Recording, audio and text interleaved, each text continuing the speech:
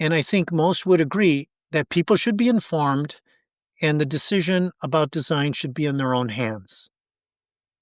And it's really important because what you believe about the universe, where the universe came from, it affects your entire worldview. ID, the Future, a podcast about evolution and intelligent design. So, who gets to decide what science is and which scientific explanations for life are allowed on the table? The experts who tell us to trust the science, or can we have that responsibility? Well, welcome to ID the Future. I'm your host, Andrew McDermott. Today, I welcome Dr. Michael Kent to the podcast to begin discussing recent discoveries that have changed the debate about design in the universe. Dr. Kent is a fellow with the Center for Science and Culture and a recently retired bioscientist from Sandia National Laboratories in Albuquerque, a position he has held for over 3 decades. He also had an appointment as a staff scientist for 15 years at the Joint Bioenergy Institute. He has published more than 90 scientific papers on a variety of research topics, including chemistry, biophysics, and materials science. He has been an active member of the American Physical Society, the Biophysical Society, the American Chemical Society, and the Society for Industrial Microbiology. Michael, welcome. Thanks for having me. Yeah, now this is your first appearance on ID the Future, so it's great to have you on board here. Tell us what inspired you to pursue a career in science and maybe some of how you got into the research that you engaged in and the appointments you held. Well, I always enjoyed math and science in school, and I went to the University of Illinois to pursue a bachelor's degree in chemical engineering. And I originally had no intention of getting an advanced degree, but near the end of my time, I realized I really enjoyed learning, and I didn't want that to end. So um, I went to graduate school at the University of Minnesota to pursue a PhD in chemical engineering and material science. And there I focused on polymer physics, studied by light scattering from solutions. And then I had the opportunity to go overseas to do postdoctoral research at the Curie Institute and also the University of Paris, where again I studied polymer physics, but this time focusing on polymers at interfaces, studied using neutron and X-ray scattering techniques. I then took the research position at Sandia National Laboratories, um, and my research there has involved um, using the same neutron and X-ray scattering methods to study material science problems, interfaces, and also to study proteins associating with lipid membranes. And one of the highlights of the work was an important HIV protein that was hypothesized to change conformation upon binding to lipid membranes. We applied a new experimental methodology and were the first to demonstrate that conformational change. Mm. I also worked on a new approach to discover antibodies to neutralize viruses. And in addition, I had an appointment for 15 years with the Joint Bioenergy Institute, where I worked extensively to convert biomass, especially lignins, to fuels and chemicals by combining chemical and biological approaches. I've always been intensely motivated by the opportunity to discover something new using science. Okay. Yeah, and that was going to be a side question I had was what inspired you the most as you went to work every day? Was it getting to the bottom of the science as you were studying, or was it the possibility of perhaps helping others and making important discoveries? Or both? Yeah, both I would say, but for me, I think there's doing research. There's a lot of negative aspects or a lot Mm. of compromises or challenges. Hmm. And, you have to really enjoy the 5% of the time where there's something really exciting. Mm, And really that's it for me. The moments when you realize you've discovered something that's really cool. yeah, yeah. A lot of discipline involved, though, right? A lot of hard work. Yeah. Oh, yeah. Absolutely. So, you've had a long standing interest in the evidence for intelligent design. Can you remember what got you into ID and why you decided to start teaching others about the evidence for design in nature? Sure. I came to believe in God as a Christian at a young age. And so for most of my life, I had the perspective that the universe was designed. But growing up, there was very little discussion about science in a religious context. And then during my university years, I found myself um, in a context where several of my professors were openly hostile to belief and insisted that science could explain our existence without any need for a designer. Hmm. So I began to study that question for myself to come to my own conclusions. And the topic also overlapped with my very strong interest to discover things using science. Fortunately, early on in my research career, I learned about scientists and intellectuals who believed that science showed evidence of an intelligent designer. It started in 1979 with a European scientist named A.E. Wildersmith, and then Hmm. Michael Denton, and a book by Bradley Thaxton and Olson, then Philip Johnson, Michael Behe, and so on. The logic and the arguments resonated very powerfully with my own knowledge and understanding. And it's become a big part of my life. I've been learning and speaking and discussing this subject for 30 years now. Hmm.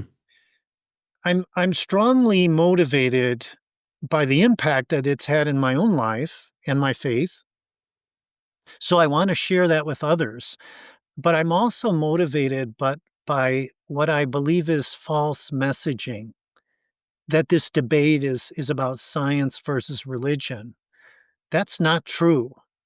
The bottom line for me is I want people to be knowledgeable about the most relevant scientific discoveries, and I want the philosophical decisions to be in their own hands, not made for them or imposed on them by someone else. And I think neither of those things is generally true today. Hmm. Yeah, a very noble goal there to help people with that. We do want to give people the opportunity to make decisions for themselves, and I don't think the scientific elites and the establishment scientist organizations really have that in mind. It's here's science and follow the science and listen to us. It's that sort of idea, and but we really do need to teach that critical thinking and give Yeah. people a chance to evaluate important scientific ideas. So I appreciate the fact that you've been doing that. Now, you've noted that one reason you teach the evidence for intelligent design is that not enough scientists know about the evidence, let alone the public. Why do you think this is the case?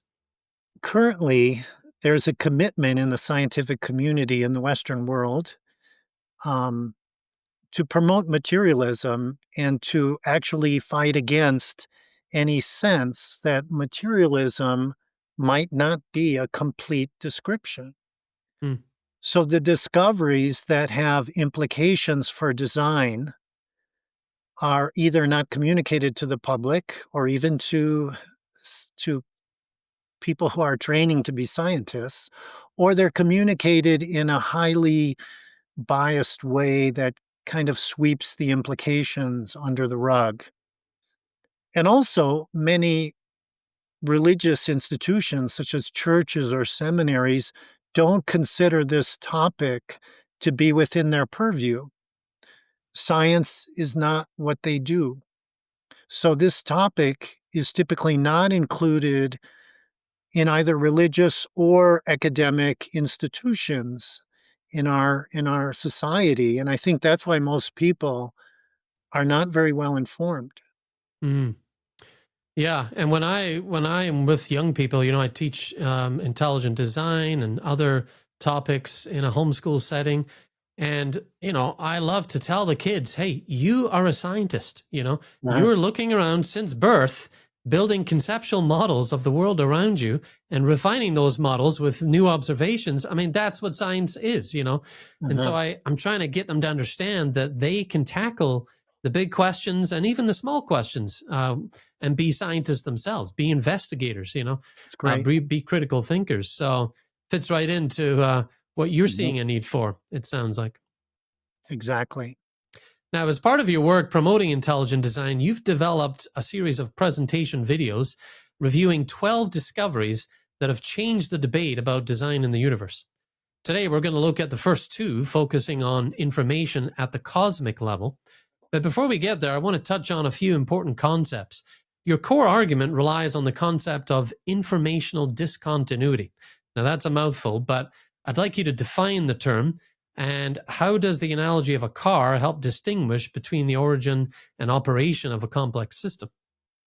Okay, so the most accurate term is specified complexity, spelled out in the work of William Dembski and his coworkers.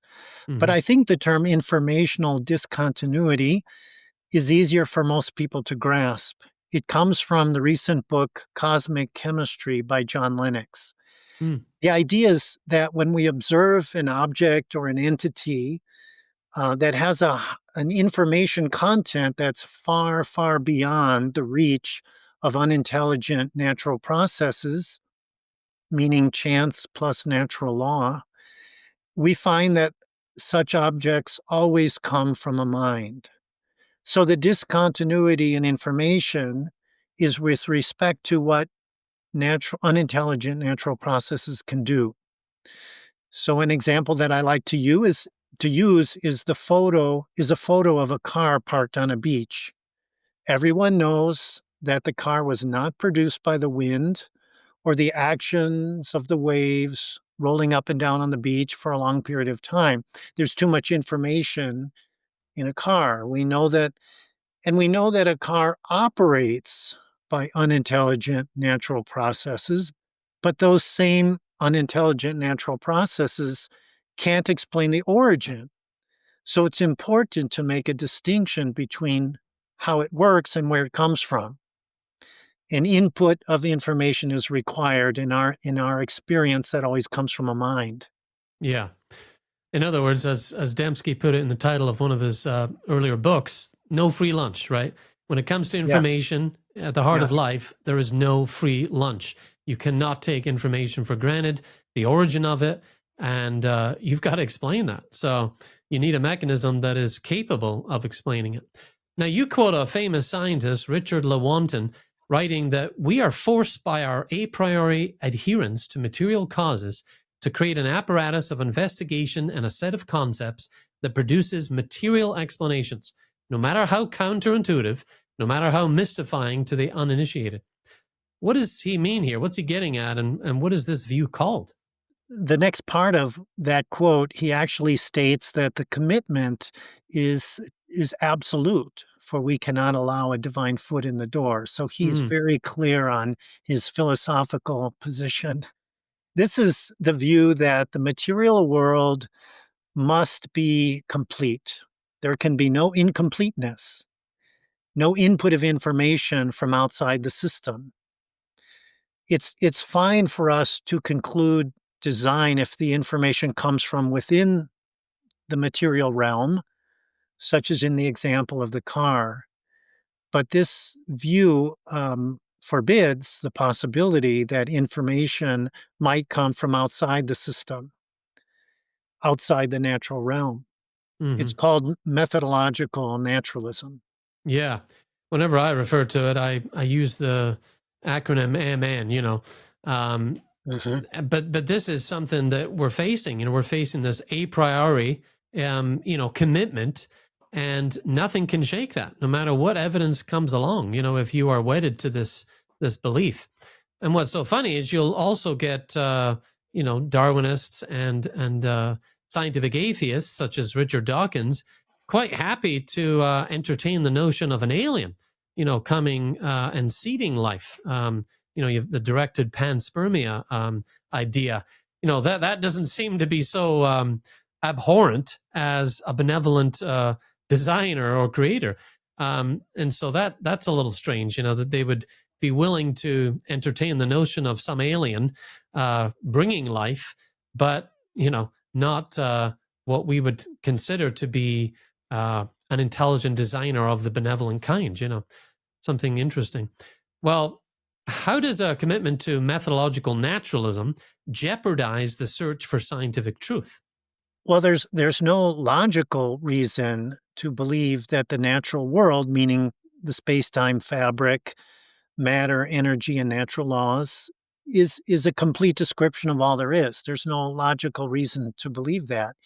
If in fact naturalism is not a complete description, and there has been information input from outside the system, then if methodological naturalism is adopted, we could never discover the truth.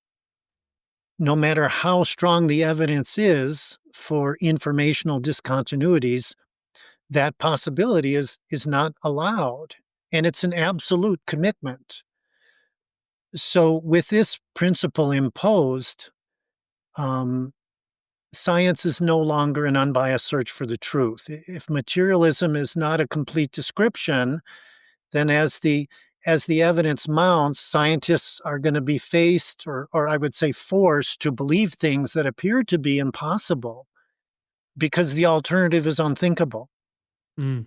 And I think that's where science is at in many of the areas discussed on my website. So very much a limiting factor. If, as you say, scientific materialism cannot explain everything, then by nature it is limiting your ability to do so. Is that what you're saying? Yes, absolutely. And I think the question of how much evidence is needed to convince a person that design is real, that's a personal choice. Many knowledgeable scientists today are convinced by the evidence that design is real. So they don't actually hold to methodological naturalism in an absolute sense. But for scientists who do hold to MN, no amount of evidence could ever be enough. Mm. So the data is no longer the arbiter of the question. I just want people to understand this and to realize that it's not about science versus religion. This is what I meant earlier when I said that I want the philosophical decisions to be in their own hands, not made for them or imposed on them by others. Yeah. Yeah, I really like your point of how much evidence is needed to invoke an inference to design or convince somebody that design is a real thing in nature is a personal choice. You're saying, by which you're probably meaning that it's not going to be the same for everybody. I like to look at this debate as sort of in a Bayesian approach. A cumulative case, one way or the other, against a given hypothesis or for a given hypothesis. And when you're satisfied that you have enough evidence for a given hypothesis, then you can feel comfortable putting stock in that and holding to it unless otherwise convinced. And that's actually what I teach people too when I'm talking about intelligent design is, as Barry Arrington, the attorney, has recently put it, evidence is anything that makes a given proposition more probable. And so that's a cumulative case. And you're saying that, it's a personal choice when there's enough evidence to convince you. And if some people like Richard Dawkins or Lewontin want to adopt materialism no matter what, that's their decision. Okay, that's Uh-huh. okay for them. But they Yeah, shouldn't impose that on everyone else. exactly. It should be a personal decision Yeah. everyone makes for themselves. Yeah, and we have a lot of science popularizers, Neil deGrasse Tyson, Bill Nye, Richard Dawkins, and others who use their platform not just to communicate, hey, this is my view, but to actively, proselytize for an atheistic or Darwinian perspective. And Mhm. I would put that down to an abuse of science, and an abuse of their position. Absolutely. And that's what we're pushing back against when we do our teaching here. So let's get into some of the discoveries you outline in your presentations. And remember, audience, you're likely to have heard some of these things already, but the goal is to solidify it in our minds so that we can both defend our own view, first of all, but also share it with others. So the universe has a beginning. Might sound old hat by now, but this was an absolutely earth-shattering discovery. And believe it or Mhm. not, it's very recent. Parts of it were still being confirmed as little as a few decades ago. So, what scientific observations and theoretical developments proved that the universe, space, time, matter, energy, had a beginning? Can you just review that for us? Sure, sure. This is discussed in detail in recent books by Steve Meyer, The Return of the God Hypothesis, and also in the book called God, Science, and Evidence, which came out in France just about the same time. So, a Russian mathematician named Friedman showed early last century that the theory of general relativity indicated that the universe could not be static. And shortly after this prediction, the astronomer Edwin Hubble reported that galaxies, his observations indicated that galaxies were moving away from us in every direction with velocities that increase in proportion to their distance from us. So, this observation was consistent with the notion that the fabric of space itself was expanding, consistent with Friedman's conclusion. Following this, scientists recognized that if the universe had expanded from a hot, dense state, there would have been a very well defined transition when the universe had expanded and cooled to the point where protons and electrons could combine. And that transition would result in a radiation that would be released everywhere in the universe. Mm-hmm. And a research group predicted the temperature of this background radiation, and they also predicted the distribution, the expected wavelength distribution. And then two researchers at Bell Labs discovered this background radiation by accident in 1965 and won the Nobel Prize for that discovery. It had the exact predicted distribution, and the temperature was very close to the predicted value. In the minds of many, many scientists, um, the discovery of this background radiation confirmed that the universe really did begin in a hot, dense state. And finally, if this picture is correct, then the structure of the universe that we see today, galaxies and clusters of galaxies, must have formed from tiny fluctuations in the distribution of matter in this very early universe.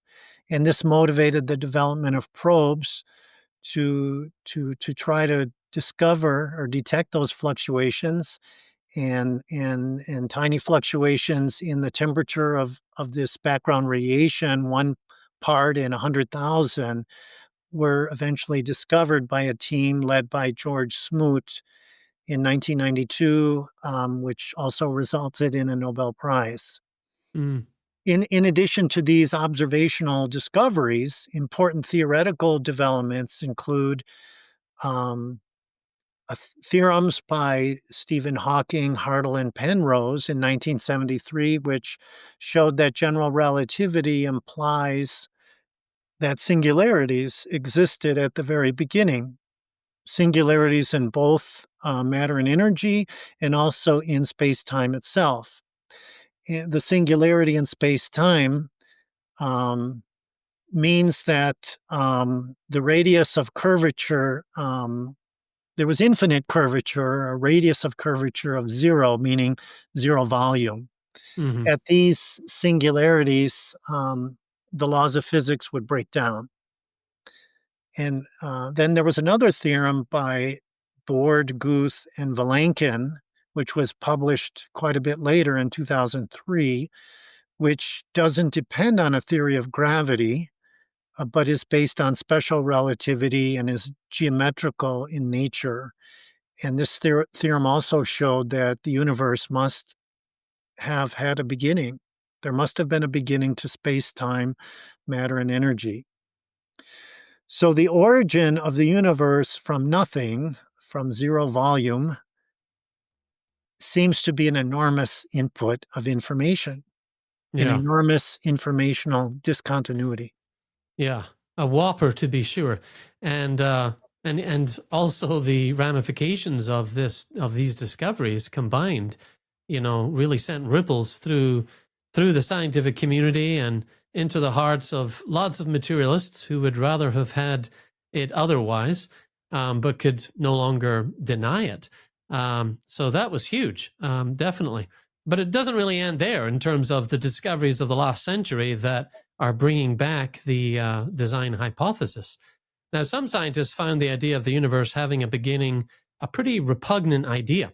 Astrophysicist Arthur Eddington, for example, said, "It leaves me cold." Was Eddington the only one with this response to the evidence, or were there others? It's actually very interesting, and I wish more people knew the history of this. But over the years, many scientists and intellectuals have expressed a very strong reaction, negative reaction to the notion of a beginning to the universe. It was shocking um, because of the obvious worldview implications. Yeah. The astronomer Fred Hoyle coined the term Big Bang in derision. He hated the idea. And another astronomer, Robert Jastrow, wrote a book called God and the Astronomers. And in that book, he said it was distasteful to the scientific mind. Ooh, I And like that one. when he says that, he's conflating science with materialism. I'm Yeah. a scientist. It's not distasteful to me. So it's materialism Mm. that's really at issue. One of the books that I mentioned earlier, the book called God, Science, and Evidence, um, tells the story of actually many scientists in Europe, many in Russia, including Friedman and many of his students, who were actually persecuted and some even killed for pursuing work that supported the notion of a beginning to the universe. So this further shows that the discovery that there was a beginning to the universe had very profound worldview implications right from the start. Wow. Um, and many people, reacted strongly against that. Hmm. Yeah, shook many to the core for sure. Mhm. Well, the next discovery you unpack in your presentation series is the fine tuning of the universe, which you describe as the most important scientific discovery of all time. So, what does it mean for the physical laws, the fundamental constants, and the initial conditions to be fine tuned? And why are slight changes often catastrophic to the possibility of life? So it's just my opinion that, but I do think this is the most important scientific discovery of all time because it affects everything in the universe, and it shows that the universe is not random. Hmm. It's very, very special, and because it impacts everything that we experience, um, I think the implications of this discovery for design may be even more persuasive than the discovery that the universe had a beginning. The precise value of the constants of physics allow for the formation and stability of the elements, so giving us a stable periodic table of elements. Um, Fine tuning of the constants is also necessary for chemistry to even be possible, for electrons to be shared between atoms, for example, and also for the existence of long-lived stars that are necessary to have habitable planets. Extraordinary fine tuning in the initial conditions of the universe were required to end up with a universe that has the structure and the distribution of elements needed to provide even for the possibility of habitable planets. Yeah. Yeah, it really is hard to overstate the significance of the fine tuning. Um, and we all take it for granted, but it's really important to understand that life would not be without it. And the only way to explain it is to say, well, we're nothing special, multiverse, but that's unobservable, and it's in the realm of science fiction. But I think actually many people don't even know about it. They Yeah, don't even know that the universe is fine-tuned, right, and right. that's shocking, Yeah. terrible. Which brings us back for the need for teaching this Yeah, stuff, right? And letting yeah, people know about it. Now, if we're going to defend our position on this, I'm talking collectively as an audience, as we hear and remember these points, or we're going to share evidence for ID with a friend or someone at work who thinks it's all magic and made up. We need to know specifics. Can you provide a few striking examples of fine tuning that we can sort of just sure. give people at work or other places we might come across these ideas? Sure. Let's start with constants for the four fundamental forces. There are four fundamental forces in nature, and they all have constants that determine their relative magnitudes. Um, and it could easily have been the case if the strong nuclear force. So there are two in the nucleus: strong and weak force. There's the electromagnetic force and gravity. And it could easily have been the case if the strong nuclear force constant or the electromagnetic force constant were even slightly different, that few elements other than hydrogen would exist, or that no hydrogen would exist. And in absence of hydrogen, there would be no water, and water is the only solvent that's capable of supporting life. Many other examples of fine tuning of the values of these force constants have been reported. Likewise, the masses of the proton, the neutron, and the electron are highly fine tuned as well. The mass of the neutron is 0.1% heavier than the mass of the proton. And Lewis and Barnes, in their book, A Fortunate Universe, state that that ratio is fine-tuned to 1 part in 1,000. And if the mass of the neutron were less than the mass of the proton, then protons would be unstable. And so atoms wouldn't form, there'd be no chemistry, and so no life. Mm, The ratio of the mass of the proton to the mass of the electron is also critical for the stability of atoms and for chemical bonding. And furthermore, for hydrogen atoms to be stable, the mass of the electron must be less than the difference between the masses of the neutron and the proton. So these are just a few examples. There are many, many more.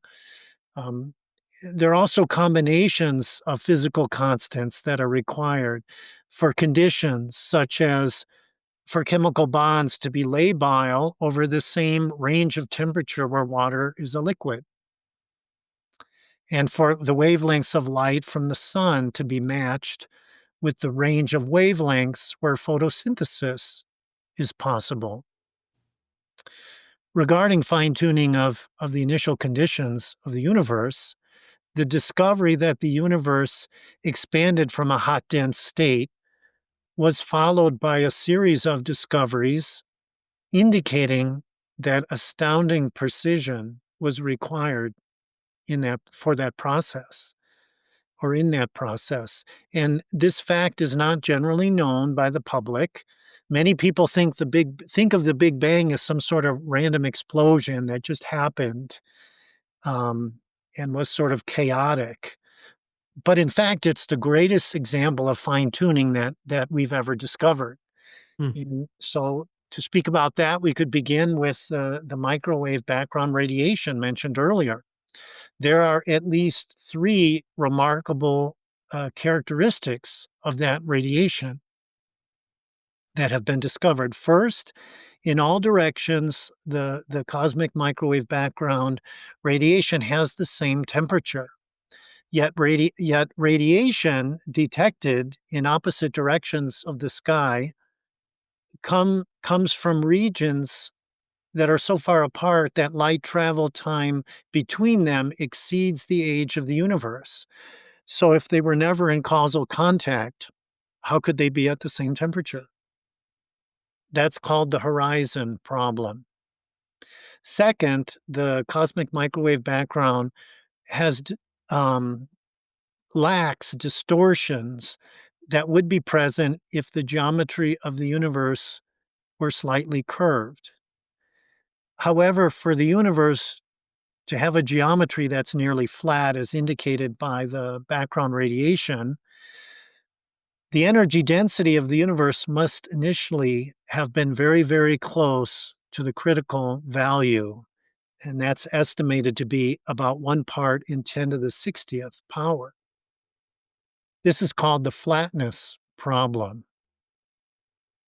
The flatness of the universe is important because it allows for the formation of galaxies and stars. Third, analysis of the development of the universe from the time of the release of the background radiation to the present indicates that tiny fluctuations in that radiation, um, measured as 1 part in 100,000, I mentioned earlier, are actually fine tuned for the development of stable, long lived galaxies. According to an analysis by Tegmark and Rees, if those fluctuations were a factor of 10 larger or smaller, it's very likely that there would be few, if any, environments in the universe suitable for life. Hmm. So, the face value interpretation of these remarkable characteristics of the background radiation is that the initial conditions of the universe were incredibly precise, just as if they were designed. An idea called inflation was subsequently proposed as a way to explain these fine-tuned initial conditions naturally and thereby avoid a philosophical or theoretical conclusion. However, inflationary models um, themselves require enormous fine-tuning in the energy conditions that turn the rapid expansion on and off, and then also in the precise timing of those events. So, inflationary cosmology doesn't avoid the fine-tuning um, of the initial conditions of the universe. Finally, the greatest example of fine-tuning is in the entropy of the initial state of the universe. Hmm. The second law of thermodynamics indicates that the entropy of the universe always increases with time. So if you imagine going backward in time to the beginning, the entropy must have been much, much lower than at present. And the highest entropy density of any object in the universe is a black hole. You might wonder if the entire mass of the universe were contained in a very tiny volume, why didn't it become a black hole? Well, one reason that it wasn't a black hole is because that initial state was nearly perfectly uniform in density. Hmm. Gravity only operates on density differences. Roger Penrose compared the entropy density of the initial state of the universe to that of a black hole to estimate how finely tuned that initial condition must have been. And in his words, he says, the universe is certainly fine tuned in the sense that the initial state of the universe was extraordinarily special, at least as precise as 1 part in 10 to the power 123. Hmm. So the fine tuning of the universe seems to be an enormous informational discontinuity, an enormous input of information. So, with these two discoveries, that the universe had a beginning and the extraordinary fine tuning of the constants and the initial conditions, it's now unavoidable that something really amazing has to be true.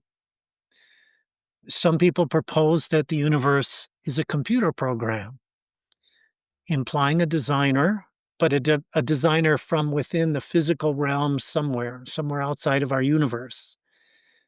Personally, I don't believe that I'm a computer program, so that's not convincing to me. The other alternative is an input of information from outside the natural realm by a mind that most people would call God. Hmm. Wow, a lot to chew on in that review of the fine tuning. And what's nice is, audience can go back and check out your presentation video, and kind of review all this because it is a lot to take in. But once you can nail down, hey, have you heard about this? Have you heard about this? Mhm. Then it's great to be able to share that with others as well as defend why you hold that conclusion, of design in nature. Well, when it comes to deciding what science is and what explanations are allowed on the table, you want people to be able to make that important decision themselves, not made for them or imposed on them by mainstream science. Remind us as we close here why that's so important. Why do people need to take that responsibility for themselves?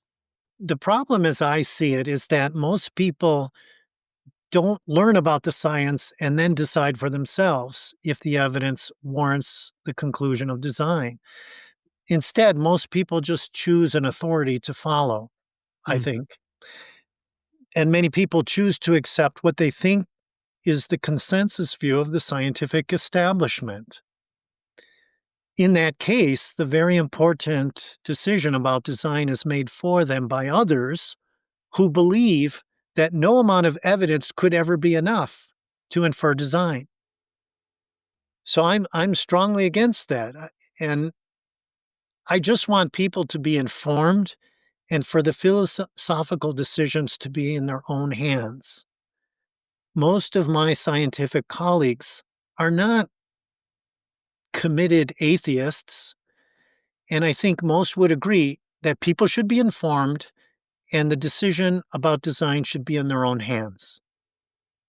And it's really important because what you believe about the universe, where the universe came from, it affects your entire worldview. yeah. Yeah, pretty much everything is downstream from Yeah. those big questions. Mhm. Well, Mike, in our next episode together, we're going to continue discussing the discoveries that change the debate over design in the universe that you've assembled. Today, we looked at informational discontinuities at the cosmic level. Next, we'll zoom right into information at the cellular level. So thanks for taking the time to unpack all this with us today. My pleasure. Thanks. We'll include a link to Dr. Kent's series of presentation videos in the show notes for this episode. And speaking of videos, don't forget you can watch this and many other interviews in video format now on our new YouTube channel. It's great for sharing as well. So subscribe to the channel and share the content you find there. youtube.com/@idthefuture. youtube.com/@idthefuture. Well, for the podcast, I'm Andrew McDermott. Thanks again for joining us. Visit us at idthefuture.com and intelligentdesign.org. This program is copyright Discovery Institute and recorded by its Center for Science and Culture.